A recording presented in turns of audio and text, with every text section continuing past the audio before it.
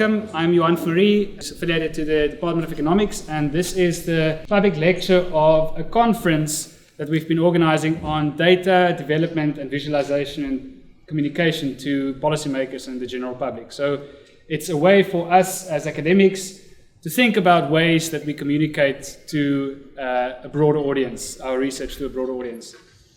It's wonderful to have Max Rose here, who is from Oxford University, but we perhaps know him best as the founder and chief, I guess, of Our World in Data.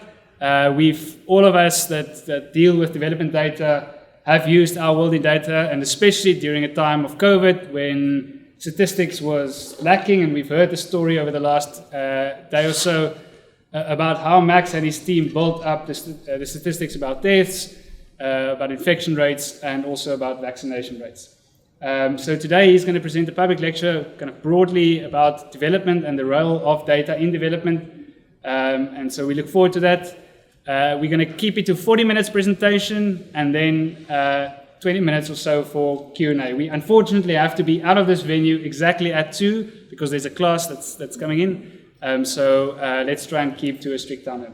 Max, thank you very much for being here. Thanks so much, Johan. Thanks for the introduction, and also thank you for inviting me over to South Africa.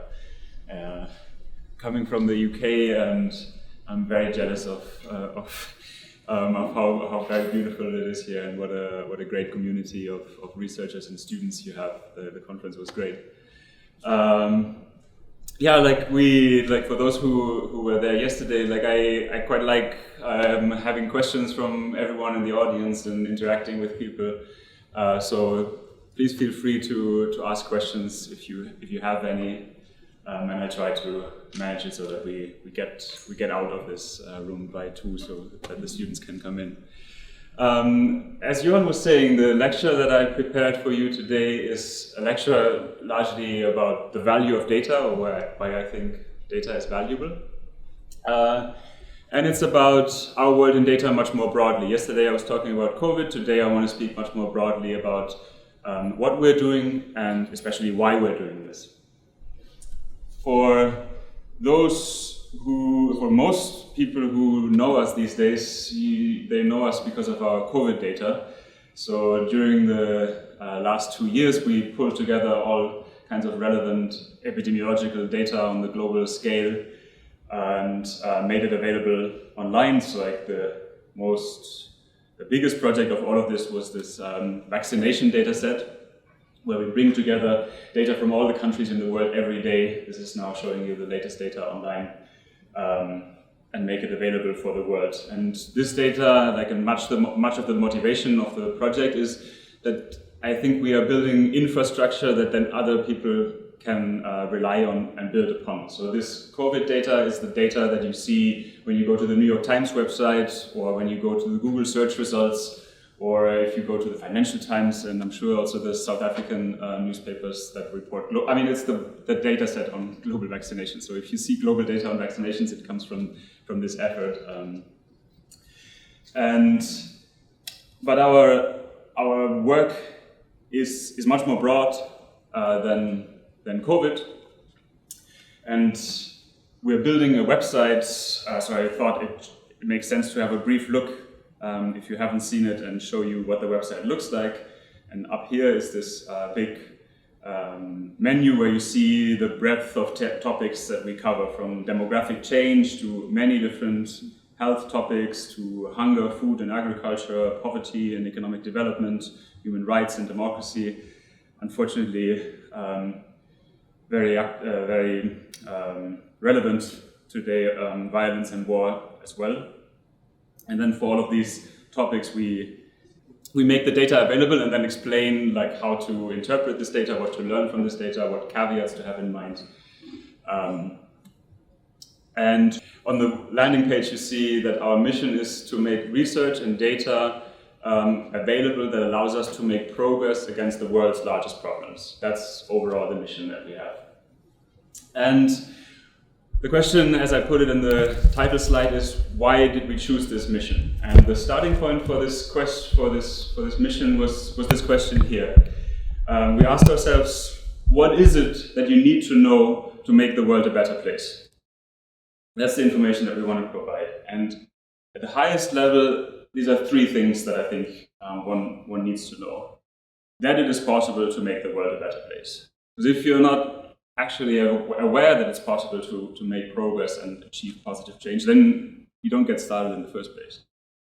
The second one is what the biggest problems are, and how to think about them, to know them in some depth and understand these big problems. And then thirdly, how to make progress. And the lecture largely goes through these 3 points, and I want to explain a bit how I think about all of them. Let's start with the world's biggest problems. I think fundamentally the challenge there is a question of what we pay attention to and what kind of information system we have and what kind of aspects of our reality this information system highlights. The majority of us learn about the world from the daily news. Like lots of us spend a lot of time reading them, watching them, listening to the daily news. But the daily news have a very particular way of picking out particular aspects of reality that they highlight and discuss. It's largely events that happened in the last 24 hours. Accidents, for example. A big car crash, a big maybe bus crash, obviously airplane crashes. Those kind of things are the ones that are newsworthy and that make the headlines. Other events are political events, from election outcomes to political scandals or corruption cases. Sport events, obviously. Natural disasters that happened. Terrorist attacks, obviously, that dominate the news often for days. And that's all great, like we all need to know about all of these things. But I think what's lacking in this perspective are those aspects that are slow changing, very large problems that are not specific to any particular day, but that are always a part of the reality that we share, but that are never the extraordinary event that draws the attention of the news media and gets on the front page covers. And to highlight one example, an airplane crash obviously makes it on the news. Whether it's happening in South America or Europe, like you'll all hear about it here in South Africa. Child deaths, on the other hand, never happen.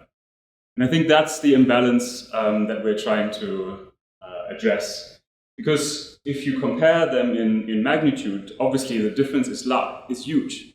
Child deaths, the number of child deaths on any average day is 15,000. 15,000 children before they're 5 years old die every single day. So if you compare it with an airplane crash, it is as if an airplane full of children crashes every hour of every day, of every month, of every year. But it never gets that same attention of a crash, and we want to address that imbalance. And we also see it from the reactions. Like this is a quote from an email that I got the other day where someone wrote, "I've read in your report that 15,000 children die every day. I'm 18 and I've only just found out that this could be happening. This is not even on the front pages of any news organization that I have seen." And then asked the question, what can I do to help once he was aware of that? And so I was wondering how the news media would look like if we would actually put the child deaths on the front page and these big problems on the front page. So I made this mock-up newspaper this week, which is showing a front page of a fake newspaper. I called it the Global Development Daily. And it has 3 headlines on it that could be the headlines on any average day in the last decade. 60 million children dead, that's the number of children that died in the last decade. Hundreds of millions have no access to basic infrastructure, that's electricity here. 500 million have no access to clean drinking water, and almost 4 billion have no access to internet access. And obviously the huge majority of the world lives in poverty, but these things don't usually make it on the headlines that are on the newspaper front pages. The second aspect, the fact that I think people need to know that we can make progress. We can ask, do people actually know it? Like, how do people understand the global changes that are happening? So on this topic of child deaths, I come back to a couple of times. This is a survey question from 2017, so it's pre-COVID, where people were asked, in the last 20 years, has the child mortality rate in developing countries increased, decreased, or stayed about the same? You see in South Africa, 2/3 think it has either increased or remained the same, or they didn't know. In the US, the comparison, it's 3/4. Let's now see how it actually has changed. So this is like a very large-scale global data set where economic historians or social historians have reconstructed child mortality in today's country's borders and then mapped it over the last 2 centuries. And it's one of the examples for how these interactive charts work on our site. So now we're looking at the situation back in 1800, and child mortality is measured as the share of children that are born alive but who die before they're 5 years old. You see all of the countries in the world are in dark red, which shows us that the child mortality rate is over 1/3. So more than 1 out of 3 children died back then. And I can press this play button and you see how the last 2 centuries went. You see in Europe, in the 19th century, it drops below 1/3 at times, and Australia and New Zealand catching up, Canada, the US are catching up. In the early 20th century, it's also South America that sees rapid change, and then Asia in the middle of the 20th century, and in the last decades, really global progress also across the African countries where we see child mortality coming down. So it's not just, as it was asked in the question, that the average across developing countries came down. It's in every single country, child mortality has decreased over the last years, but 2/3 in here and 3/4 in the US, and similar across other countries, aren't aware of this really fundamental change and this like massive amount of suffering that got spared, and that mothers got spared, parents got spared, children who are alive now that wouldn't be alive if the situation was as it was in the past. Why is it that people are not aware of this progress? I'll highlight 2 aspects to this big question. One is that it's a very recent achievement. So in this chart here, I'm looking at youth mortality, so that's children dying before the end of puberty. And I pulled together data from cultures around the world over the last 2,500 years. So it's Spain before the birth of Christ, and then ancient Rome and civilizations in Mexico more than 1,500 years ago, and Peru in pre-colonial days, medieval Japan, medieval China. And you see across all of these regions, it didn't really matter where a child was born, the probability that it would die, it was almost half. And this positive change that I was highlighting is really only an achievement over the very, very recent past, where you see the global youth mortality dropping to 1/4 in 1950 and then coming down to below 5%. And the second aspect to why it is that people are not aware of it is, I think, again, the media. I like this quote a lot from Albert Schweitzer, Nobel laureate, who said this 70 years ago. I don't think it's like a new thing that the media isn't highlighting it. So that's why I use this old quote and just read it out to you. The journalism of today, in the 1950s, worries me. The emphasis on negative events is too strong. Quite often, the news about events that represent real progress are overlooked and trivialized. Press tends to create a negative, discouraging atmosphere. There is a danger that people will lose faith in progress when they hear so little that would support their faith in it. And real progress is closely linked to the faith of a society who considers this progress possible. And motivated by this quote, I did a second page for this fake newspaper, now highlighting the change rather than the problems. So this is a newspaper, while all the newspapers are highlighting the extraordinary stories in the last 24 hours, this one shows you what happened on every average day in the last decades. For example, in the top left, you see life expectancy. In 1950, the average life expectancy globally was 45 years. In the latest data, it's 73 years. And if you average that over each 24 hours, then you find that the life expectancy of the world population increased by 9.7 hours every day. That could be the highlight. That could be on your newspaper every single day in your life. On poverty, you see the change from 1990, and if you average that huge decline in poverty over these last 25 years, and you calculate it to the average day, then you find that the number of people in extreme poverty fell by 137,000 since yesterday. You also see that at higher poverty lines, this is also true. Like the share of people that live on more than $10 has also improved rapidly. And for these basic services that I was highlighting, you see that more than 300,000 get access to safer drinking water every day, around 300,000 get access to electricity for the first time every day, and most rapid is the change with the internet, where on every average day, 620,000 people are online for the first day. It's like a massive city that gets online every day. Let's go to this third section on how can we make progress and some thoughts on this aspect. In the big picture, I think all of us have three big ways to make a difference. It's your money, it's your political power for all of those who are lucky enough to live in a democracy, it's their vote. And thirdly, and I think most importantly, it's our career and what we do with our life and which problems we're focusing on and what we're doing there. And let's think about the money aspect. A lot can be just learned from the successes that we see in the data. And I'm going to stay true to the topic of child deaths and highlight one cause of death that's particularly common, malaria. And you see here estimates for the child mortality rate from malaria in the year 2000, with these very high mortality rates in Western Africa, Central Africa, but also down to Mozambique. And then we can compare this with the latest data for 2019. Globally, the data shows that the death rate from malaria has about halved in these 19 years.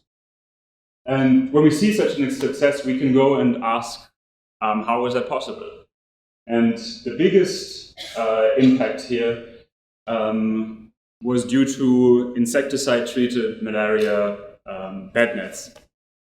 So children or also adults sleep under these insecticide-treated bed nets and are protected from the malaria, from the mosquitoes that transmit the malaria. And a research paper on that, but et al. 2 years ago, found that about 70% of averted cases in the last 15 years were averted due to the insecticide-treated bed nets. And this remains one of the most cost-effective ways to protect children's health. And so one way to make the world a better place is to identify a cost-effective charity and donate some of our money to them. And one aspect that I want to highlight there is that when you're donating money, the most important question of all is where you donate the money to. And that's because for the majority of interventions, the cost effectiveness isn't very high. Like the very worst ones actually make things worse. Then there are a lot of ideas that don't really make a big difference. But then there are some interventions, those on the very right, where your dollar goes very far. And a lot of effort should be spent in thinking about where you donate, not just that you donate. And one institution that I think does very good work there that you could rely on, or that I rely on when I donate, is called givewell.org. They are very serious researchers that try to identify which interventions are most cost effective and which charities are actually using the money to create real change. The other aspect that I was highlighting is that you can make a difference with your career, and I put some local pride on it. Like, I'm from a small town in Germany, and maybe 15 minutes away from me is the slightly bigger town of Mainz. And in Mainz is a pharmaceutical company called BioNTech that developed the BioNTech-Pfizer vaccine that was so very effective in protecting people from COVID. And the two of them Özlem Türeci and Ugur Sahin, the two of them founded it. And obviously, if you make such a breakthrough in your life, you're obviously making a massive difference to make the world a better place. And I think that's something that we should also be aware of, that with your career, you can have a massive impact. But obviously, that's not just the scientist, it's also the political side to it. So one thing that I think we should be doing better, and that rich countries should be doing better, is to spend much more money on the vaccines to make them actually available. We saw the poor coverage in many poorer countries in the world. And so your vote and the political power of all of us also matters. Then I'm coming towards the end of the talk and kind of summarize some of the bigger picture aspects of our work. So it's really three things that we're saying. Let's start with this first aspect. We've focused on child mortality, and I told you that about 4% of all children today die before they're 5 years old. So clearly the world is awful. Yeah. We face these big problems that need our attention and that we should do something about. But we also need to know what the past was like. And for child deaths, you saw that around half of all children died in the past. So while it's true that the world is awful, it is also true that the world is much better at the same time. And thirdly, we know that it's already reality in today's best of places, in some countries in Asia and some countries in Europe, that the child mortality rate is as low as 0.2%. So much lower than the global average, which tells us, this inequality tells us it's possible to actually make more progress and reduce these child deaths further. And that's the third thing that's true at the same time. The world can be much better. And I think often these discussions around global development and how the world is changing, they tend to focus on one of the three aspects and just explain how awful the world is, or just explain how much better the world is, and that we should kind of like sit back and pat ourselves on the back and call it a day. And I think really the key is to highlight that all of these three things are true at the same time. So I think of our world in data in many ways as a complement to the daily news. I think the daily news are useful, but they're not telling us everything that we need to know. So while the news highlights the unusual events that happened in the last 24 hours, we try to focus on the problems and the changes that are very long-term and slow change. The news tends to pick especially those events that are extremely negative, the accidents and the natural disasters. For us, we try to not have this focus and to try to combat that focus and not necessarily focus on the negative. It's often tied to personal stories. We try to rely on data, which is very impersonal information. That's part of the attraction of it. That's why data is so helpful, but it's also what makes it harder to relate to the kind of information that we provide. The news often related to those are concerned with those in power and with familiar people in their home country. We try to have a very global picture, also look at the past, look at the future. And I think sometimes the news is too much emphasizing conflict and controversy, where we try to focus more on solutions. And that's the final slide, summarizing some of the changes that happened in the last 2 centuries. So I imagine the world as 100 people over the last 2 centuries, and then you see some of the changes. 200 years ago, the majority of the world, no matter in which world region they lived in, were extremely poor. That came down. Basic education improved tremendously over these 200 years. That also meant that literacy improved. Very importantly, on the top right, democracy expanded. We also see that this is not a one-way street. We see that terrible dictatorships in the 20s and 30s. And we see also now in the news what happens in countries that aren't democratically ruled. We see the big changes in vaccination and the major topic of this talk, the big decline in child mortality. And the question, of course, is, can we continue these efforts? And I think we can. I'm not saying we will, but I think we can. We know that it's possible to achieve positive change. And the question is, do we pay attention to the large problems that need our attention? And do we convince enough people to actually work on them? make the funding available that is necessary, and continue to achieve a world that's healthier and wealthier, freer, and a better place in the future. Thanks.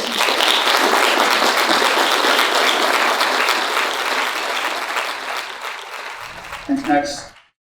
If there are any questions, now is the time to ask. We've got more than enough time, 15 minutes or so. Thanks, Max. What is extremely important, I think, and interesting about this is that you focus on the positive. But very often when we think of these issues, we tend to think of them, and they tend to become front page news when they are the negative. So whether it be learning losses, children's problems with, in the time of COVID, whether it be climate, etc. And I noticed that I know climate is one of the issues that you look at, but you didn't mention climate, where at the moment there's probably not yet a positive story on a big enough scale. So if you have some thoughts on that, that would be. Yes, on climate, of course, globally it's true, the CO2 emissions have just been rising for decades or for centuries, really. There are some positive changes. I think an extremely positive change that I would highlight, if I can get online, is the change in prices of energy. I think that's just a massive revolution that happened just in the last 10 years, where 10 years ago, solar and wind were entirely uncompetitive if they weren't subsidized with the fossil fuels. But then that changed very dramatically, and now it's the case that in many places in the world, new solar and new wind power is actually undercutting the price of the fossil fuel energy plants. And like the question is, now we'll actually get into territory where it's not just new against new, where renewables are winning, but actually new against existing fossil fuel power plants. And that's going to be a very interesting time when actually the coal power plant or the coal power plant owner is making a loss by keeping the coal power plant running and not shifting to renewables. I think that's this whole change is very positive.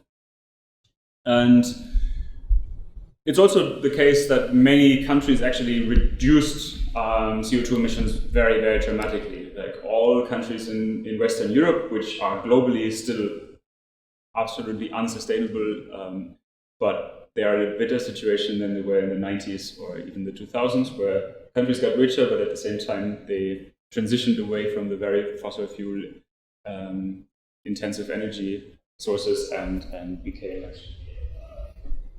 moved in the right direction. I'm Anya Smith from Reset, the Economics Department.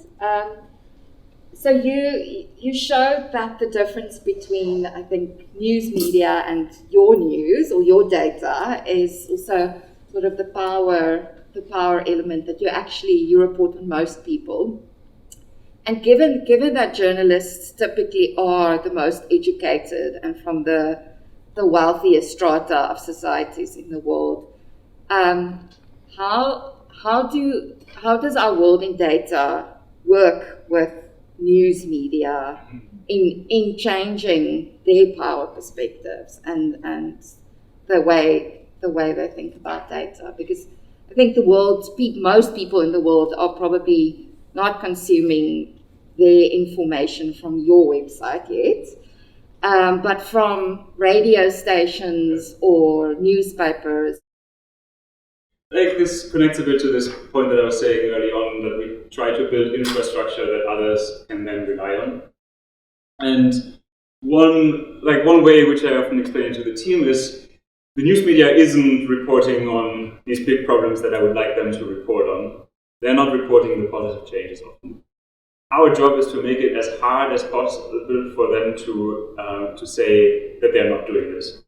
And without our work, sometimes it's easy for them to say, oh, it's difficult to find the data, we are not like data journalists, we're lacking these resources, we don't know where to find it, we don't know where the latest data is.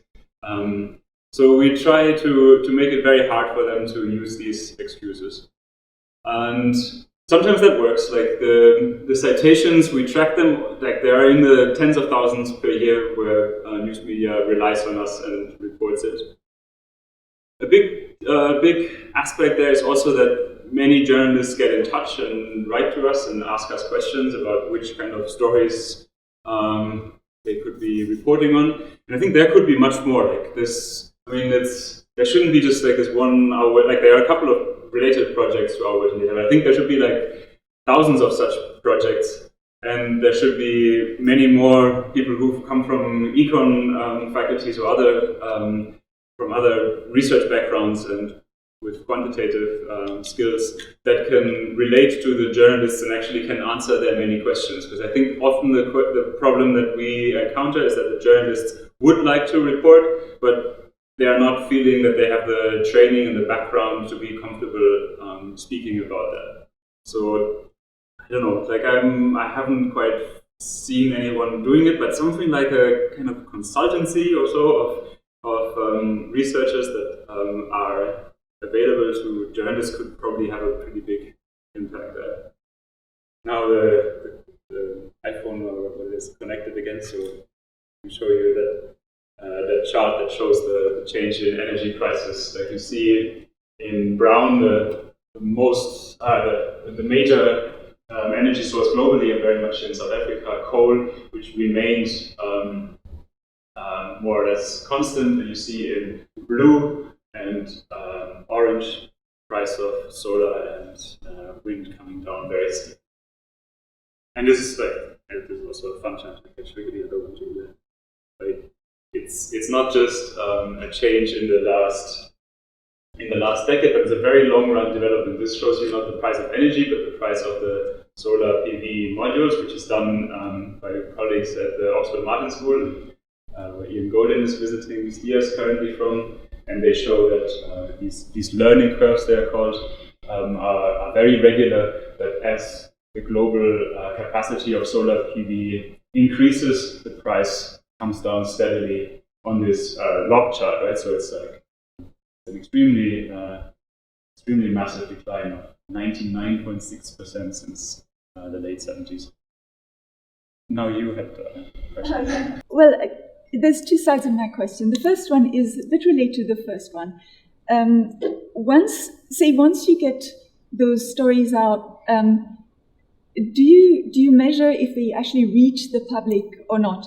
And for that, I'll simply refer to my sort of broader family WhatsApp group, where people constantly send things, and the majority of it is, I mean, it's not very, very good stuff. It's sort of, these videos with glorified recipes of, you must drink your glass of water in the middle of the night because that's better for your liver, because that are completely construed. And there's a lot of that, but the reason all of that happens is because that's what interests people.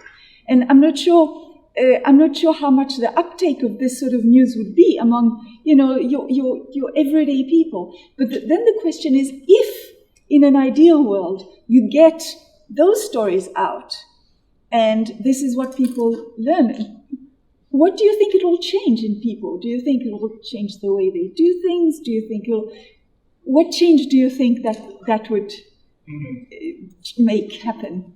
So the impact and like what change do we actually see? Like on the impact, of course, we're measuring a lot. Like that's one of the big advantages of publishing it online. So we know in terms of users on the site, it's more than 100 million a year that come to the site, and people are spending quite a bit of time on it.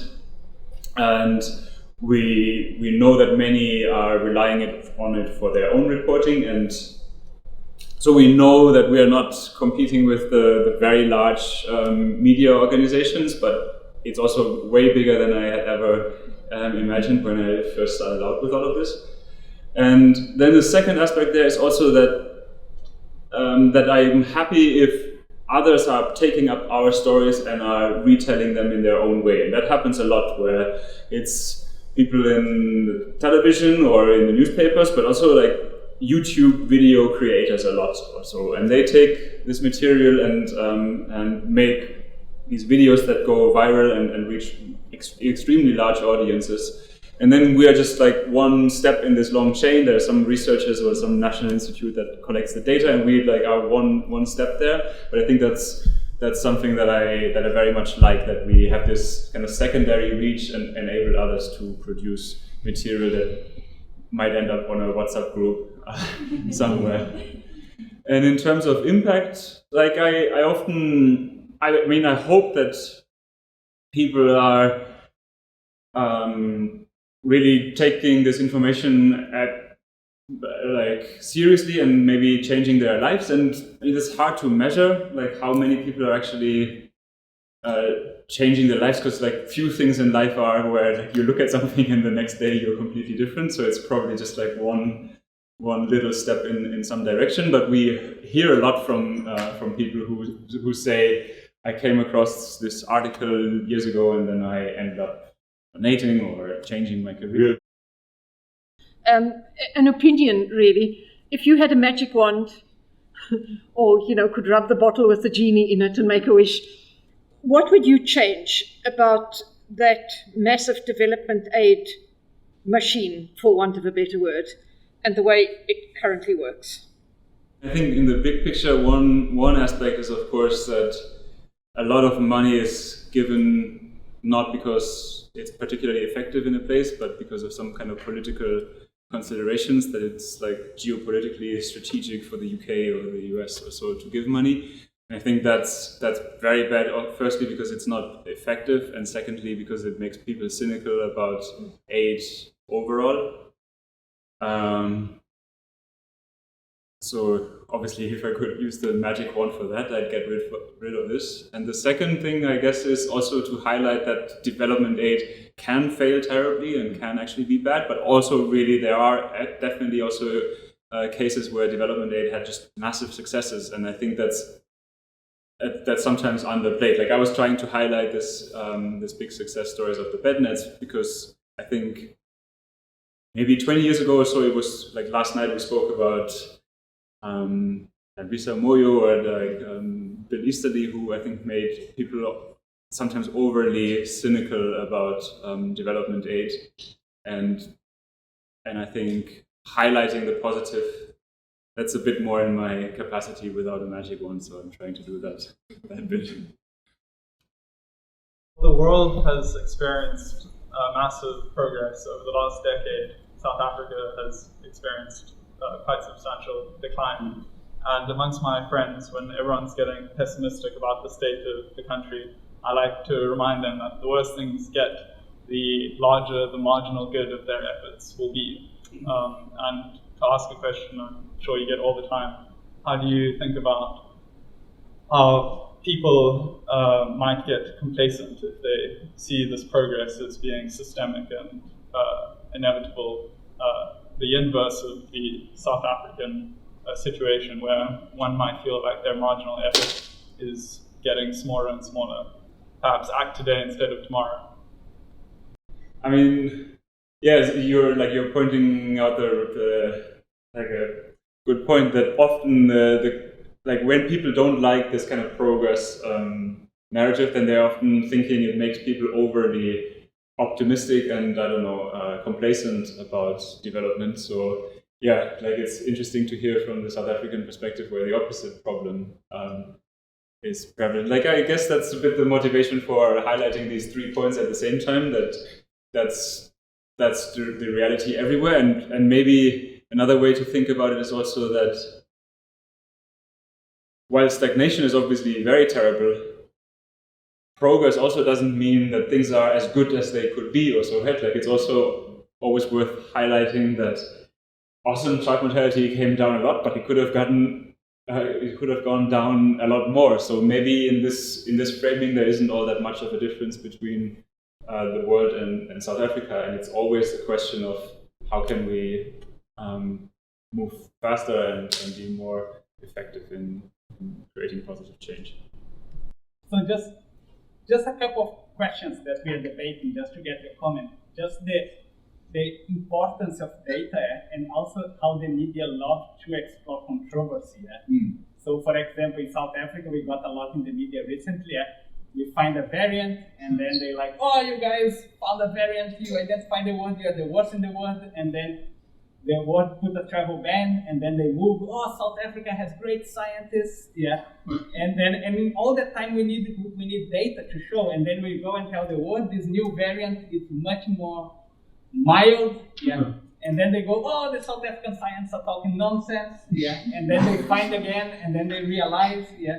And then all the time we have to some time. And the second, just your comment on the process of giving the data, because most of people would not believe that your resource that's very valuable, all the newspapers are using, yeah. But then you are giving the data, you can download that, a whole thing can be used that every week, yeah. Mm-hmm. And then how this dichotomy that we are presented in science, that people want to keep the data, but sometimes if you give results and data, the impact is higher. Eh? So if you could just comment on this too, and if not too much. Yeah. On this first point, yes, like the media is really not helpful, right? Like jumping on these like various stories and like creating these overly dramatic narratives day after day after day. But I think it's also a question of where we put our attention ourselves, right? Like I think I'm an economist. There's like the supply only follows when there is some demand for it. So I think it's also on us to not fall for to not be overly obsessed about the news. I think that's how I framed it there as well, that we want to complement it and like zoom out and have this like bigger picture and maybe actually reduce the news consumption somewhat. I think a crucial part of getting to a better place and avoiding those kind of dramatic narratives that are really not helpful is also that the news media consumers, all of us, are changing a bit their behavior of how we actually interact with the news and don't doom scroll, as it's now called, and spend a bit more time thinking about these larger problems. And then this question about open data sharing, I understand. It's a difficult one. I understand from the individual researcher's perspective, they want to present their results and want to have the paper on it. I think but I think there's still even there's still some wins where, yes, maybe the researcher wants to hold on to the data and wants to get the paper out, but at least we should make it a requirement that once the paper is written, then the data is actually put in a place where other people can find it and it's shared. I think it's happening too often still that it ends up on the PhD student's laptop and never sees the light of day once the thesis is handed in, and like repositories that make this available are one way to better that. Thank you very much for coming. Perhaps it's just a short anecdote in that the reason that Max is actually here is that I used his data in my course and then wrote a book using his data and sent him a copy. And so when he came to South Africa and he wanted an affiliation, I was the kind of only guy he knew in the Cape. So if it wasn't for the data set, thanks again, there wouldn't have been a book. I appreciate your attendance. It's a wonderful audience. It's a packed audience. It's wonderful to also be back in the seminar room in person. I appreciate the comments. Thanks for everyone for attending.